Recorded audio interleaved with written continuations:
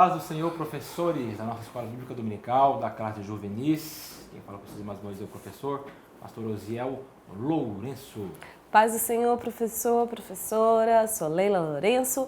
Nós falamos aqui da cidade de Joinville, Santa Catarina, sob a presidência do nosso pastor Sérgio Melfiol. Estamos aí na 4ª lição, falando aí sobre o tema de escatologia, e hoje é a importância da nação de Israel. Nós vamos conversar sobre isso agora. E esse é um assunto que com certeza desperta a curiosidade não apenas dos pequenos, dos juvenis, mas também dos adultos também. Então é uma aula que você vai aprender bastante também. Tem um grande educador brasileiro, que é o Rui Barbosa, que tinha uma frase muito legal que dizia o seguinte, que ensinar, de repente a gente aprende. Então quando você estiver ensinando também essa lição, você vai estar aprendendo também. Então o texto áureo está em Jeremias 24, versículo 6, que vai dizer: porei os olhos sobre eles para o seu bem, e os farei voltar a esta terra, edificá-los-ei, e não os destruirei, plantá-los-ei, e não os arrancarei. Nossa, quanto verbo, né? Quanto verbo.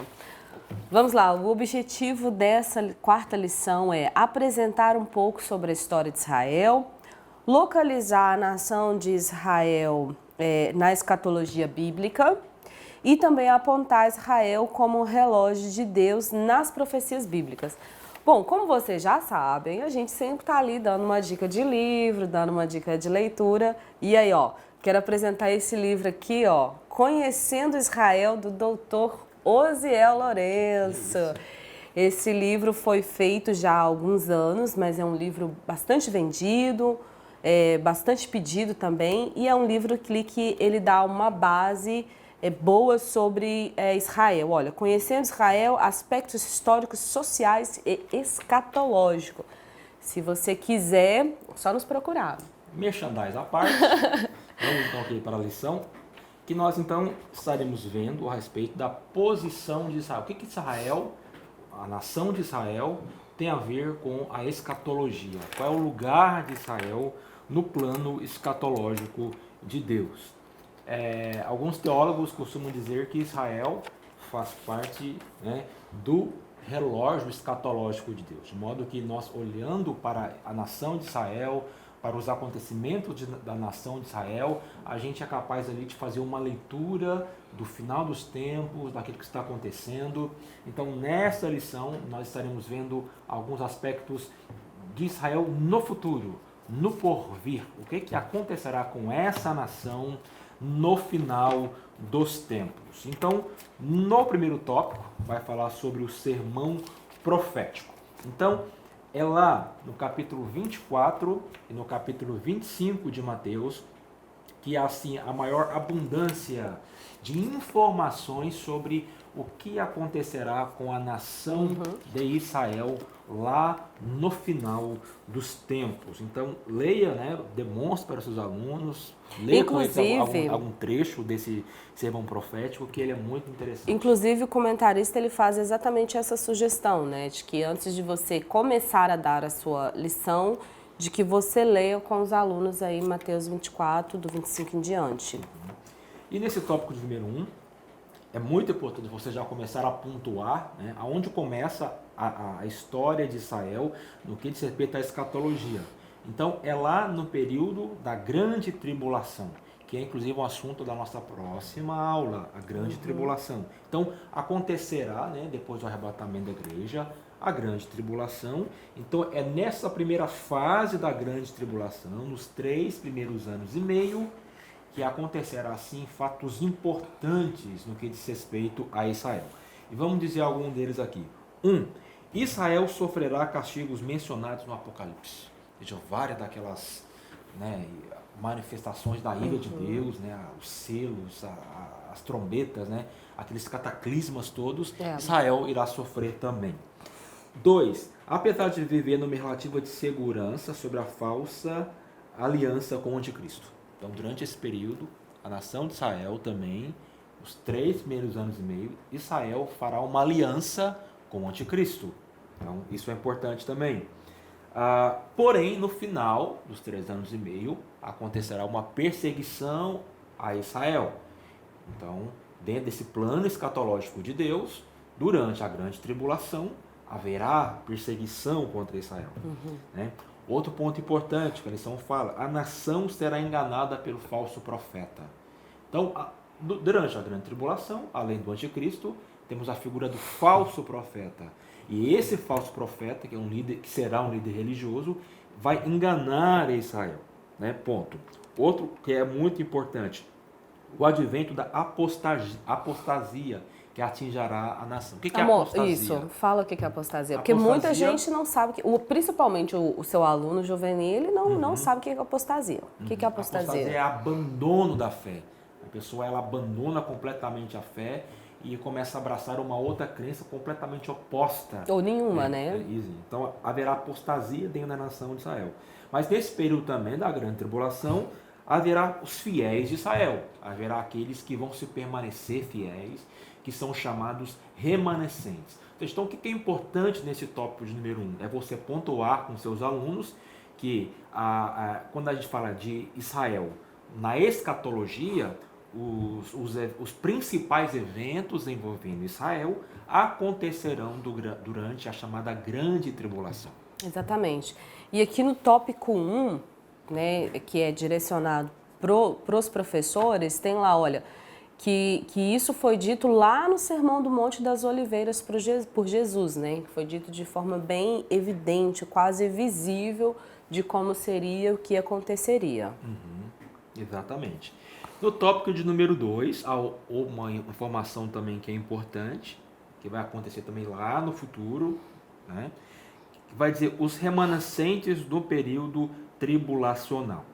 Então é importante eles abrirem a Bíblia com os alunos lá em Apocalipse, no capítulo 7 e 14. Vamos ler. Porque lá vai falar, né? Abre aí, Apocalipse capítulo 7. 7 e 14. 7. Vamos lá. Aí, ó. Respondi-lhe, meu senhor, tu sabes. Ele então me disse, são estes os que vêm da grande tribulação, lavaram suas vestiduras e as divejaram no sangue do Cordeiro. Ou seja, aqui, quem são esses? A Bíblia em Apocalipse vai dizer que são 144 mil. Né? 144 mil. Lembrando que não há muitas informações evidentes sobre isso. Então, nós devemos falar somente só até ali onde nós sabemos. Nós não podemos criar nada, porque dentro da escatologia há essas curiosidades. Né? Em algum momento, a Bíblia ela para totalmente de relatar sobre algo. Então, nós não devemos criar. Isso é importante porque religiões no passado já criaram. Por exemplo, as Testemunhas de Jeová. Quando elas interpretam esse texto, o que elas vão dizer? Elas vão dizer que esses 144 mil são aqueles que Jesus já veio, já buscou lá atrás.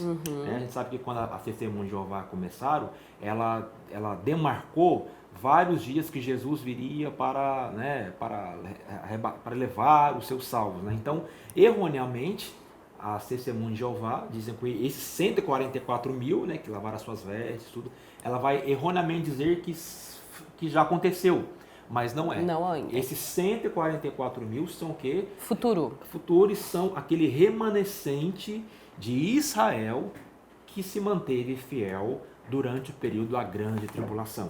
Tá? Então isso é muito importante pontuar nesse tópico número 2.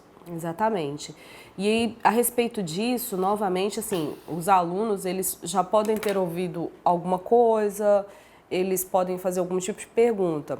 É bom não se estender demais isso, porque até no decorrer da lição a gente vai voltar, vai falar alguma coisa, né? Então, lembrando, professor, de que a gente não pode criar nada, né? Se a gente for lá na internet, lá no YouTube e fazer uma busca, a gente vai encontrar informações corretas, como a gente vai encontrar cada coisa maluca falando a respeito disso. Tem mais coisa maluca. Mais malucas do que correta.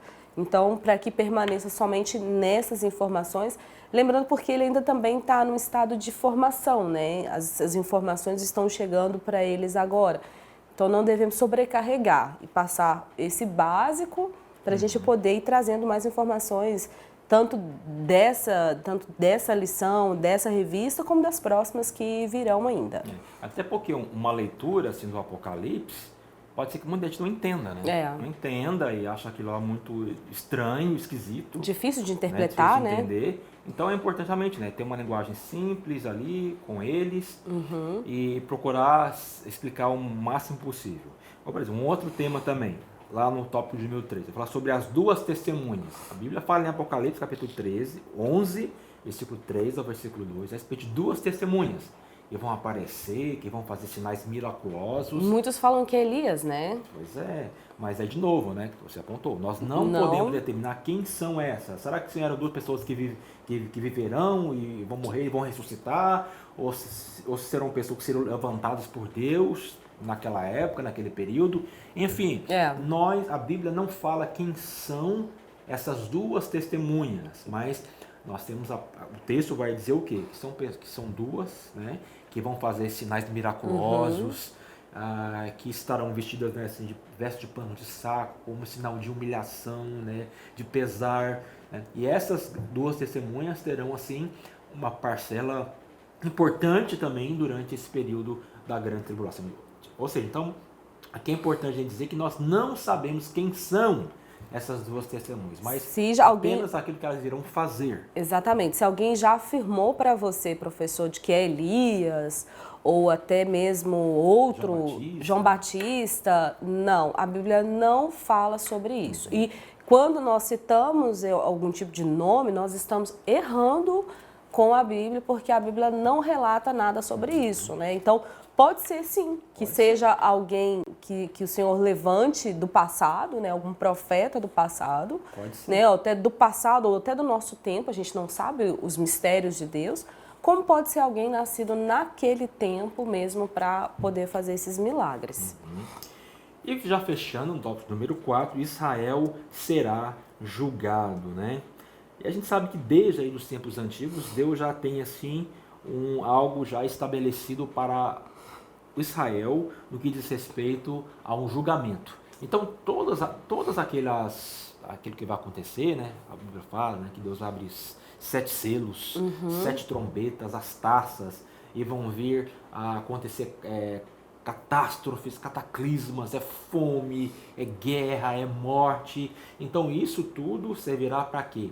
Servirá para que Israel, até então, seja despertada e reconheça que Jesus é o Messias. Exatamente. Então é lá durante esse período da grande tribulação, né, depois de passar por todas essas pragas, depois de passar por tudo aquilo, que Israel então irá se voltar para Deus e reconhecer que Jesus é o Messias, né? Então durante a grande tribulação. E por que isso, professor? A gente volta lá porque Jesus veio, né? Jesus fala, olha, eu vim para os meus e os meus não me quiseram. Então é por causa daquele acontecimento lá que isso vai precisar acontecer agora. Então você pode colocar essa linha em linha reta para o seu aluno entender essa parte teológica da Bíblia, essa parte teológica escatológica. E por que é importante também? Porque a gente sabe que Israel, desde os tempos de Jesus, eles esperam a vinda de um Messias, né? Um Messias que tem um caráter mais civil, mais político, assim. Ou seja, guerreiro, né? Eles não reconheceram Jesus como sendo esse Messias. Então, haverá, né, todo esse julgamento de Israel na grande tribulação para que eles reconheçam que Jesus, sim, é o Messias que fora prometido. Tudo isso pode também, professor, você pode conversar com seu aluno, porque assim, o povo de Israel, eles passaram por... A história de Israel, ela é muito sofrida, né? Dos vários acontecimentos que aconteceram. Então, de repente, na mente, assim, na cultura deles, eles esperavam mesmo alguém que fosse lutar por eles, né? Alguém que fosse defendê-los de todas aquelas coisas que eles já tinham passado. Mas Jesus, maravilhoso, ele não vem para a guerra, ele não vem para matar, ele não vem, né? Jesus veio para dar vida, Jesus veio para curar. Então eles não esperavam uma pessoa pacífica, amorosa, vamos dizer assim, eles esperavam alguém que fosse ir para a guerra com eles. Porque quando a gente passa por algum tipo de situação, algum sofrimento, a gente sempre está esperando alguém que venha lutar por nós, né? Então, vamos pensar assim, dessa maneira sobre a cultura. Talvez seja esse o motivo que eles tenham se comportado dessa maneira, rejeitando Jesus como Salvador. Porque eles estavam sob o domínio de Roma, né? Então queriam ser libertos do regime romano. Então é isso, professor. Terminando então mais essa videoaula. Que você tenha uma aula aí abençoada e que seja uma aula assim que seja o mais claro possível, porque realmente são temas assim teológicos, em alguma medida complexos, então você precisa ter todo um jogo de cintura, porque às vezes o que pode acontecer? O professor tem que tomar muito cuidado, porque você tem que reconhecer que não é um tema assim fácil e simples. Então, mas às vezes pode acontecer do professor pegar um tema que é difícil e torná-lo ainda mais difícil, complicar ainda mais. Então tome muito esse cuidado, você tem que pegar aquilo que é complexo e tornar aquilo de maneira mais simples, mais fácil para o seu aluno. Porque se o aluno ele vê que a coisa é complicada, ele vai ficar desmotivado, ele não vai querer voltar na próxima aula. Então, não invente nada, sabe? Fale aquilo que a Bíblia diz apenas. A nossa orientação hoje para você é o seguinte, né? Como são temas complicados, você pode buscar mais informações para o seu uso pessoal. Né? Lembrando que os juvenis estão ali entre 15 e 16 anos, né? A mente deles não está... 17. A mente deles não está muito voltada para esse tipo de assunto. Então, a maneira como que você for passar para ele precisa ser uma maneira simples, uma maneira clara, uma maneira informativa, interessante, porque ele pode, é o que o Osiel disse, ele pode não gostar, ao invés de passar uma informação, pode se tornar complexo. Então, o que você quiser absorver mais como informação para você será muito bom, mas para o seu aluno, bastante cuidado, sempre ali anote a colinha, segue ali o manual, né, das indicações de como que você deve seguir o seu roteiro de aula, para você não se perder e para você cativar ainda mais os seus alunos. Porque isso da gente passar informações além é bem comum, a gente acaba se empolgando ali na hora de dar aula, e a gente acaba ultrapassando. Então, faça sua colinha, anote e siga apenas aquilo atrativo e informativo para o seu aluno. Amém, professor? Então, um grande abraço, que Deus te abençoe nessa próxima aula deste domingo, que seja uma aula abençoada e abençoadora também. Grande abraço. Até semana que vem.